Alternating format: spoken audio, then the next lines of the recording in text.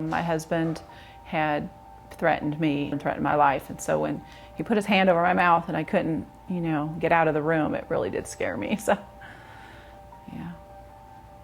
When I realized I can't live like that anymore, when my husband almost killed me, he was choking me. I was in an abusive relationship that I'd been in for years, and my husband was an alcoholic and a drug addict. We met from the church, and I believe in him and trust in him, and then he's been abusing me quite a lot. I'm having a hard time to get people to believe me what he's been doing. He drove a Hummer and had lots of money, and it just doesn't matter that money is not happiness, and abuse just, I don't know, affects a lot more people than people realize, I think.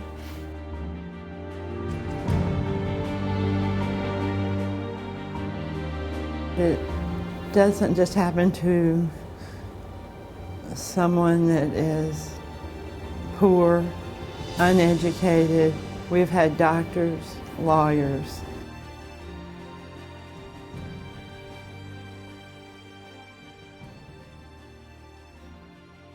Sometimes your family almost wants you to go back because it's easier. They don't want the burden. When I talk with my friends, so we handle that too. You are not so strong or what? He twists both of my arm, which I had a surgery on this just visibly. He pretty much messed it up pretty bad, and I knew I had to get out of there. I can't even explain how hard it is when you leave, because several different things run through your mind. You're thinking, okay, they're going to kill me, first of all, because you left them.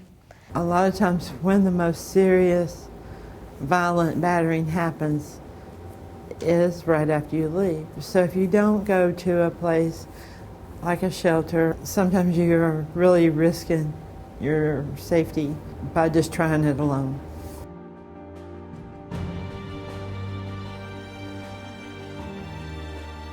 Once you've lived in domestic violence for quite a while, you have normally self-esteem issues. That's one of the first things the staff addresses. They explain me what domestic violence means. That was very important to me to learn. I didn't have my driver's license when I first came here. It stemmed from the abuse of him just not taking me to go and get them.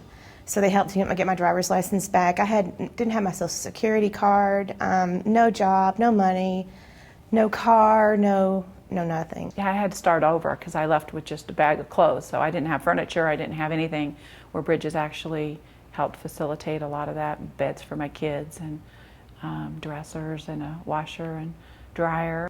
So I also had to learn how to take responsibility of my own life and learn how to, when I made my own money, how to do everything, because the men that I'd been with in the past usually controlled all the money and paid all the bills. They have helped me go get my food stamps and to get the insurance. They helped me with that, and they helped me to look out for jobs, and they encouraged me to go out, and I went and found a job on my own, which I didn't think I could do that. They just help you reestablish your life again. And they have, of course, group meetings, and they have a wonderful therapist that's here. We do have male clients. We had 250 male clients last year. We do help by trying to do a hotel room and provide the counseling and case management, the same services the women receive.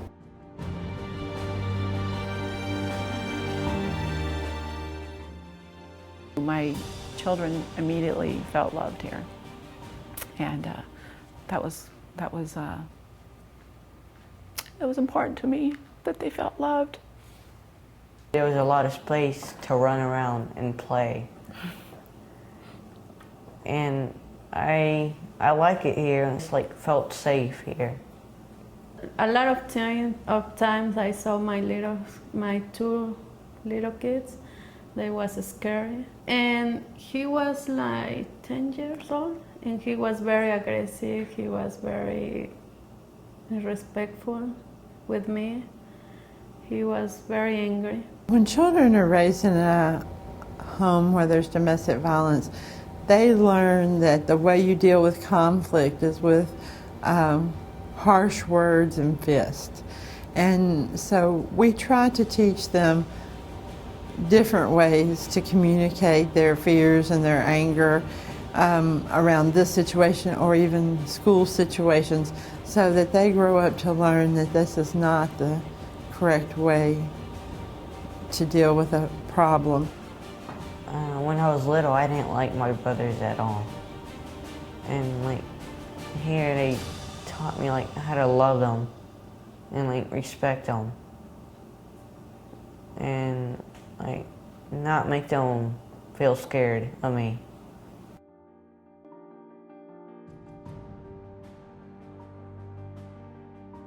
I am divorced. I got divorced a year ago, and I have never looked back. It was the best decision, and I think had it not been for Bridges and the strength that it gave me, I would not have been able to, do that.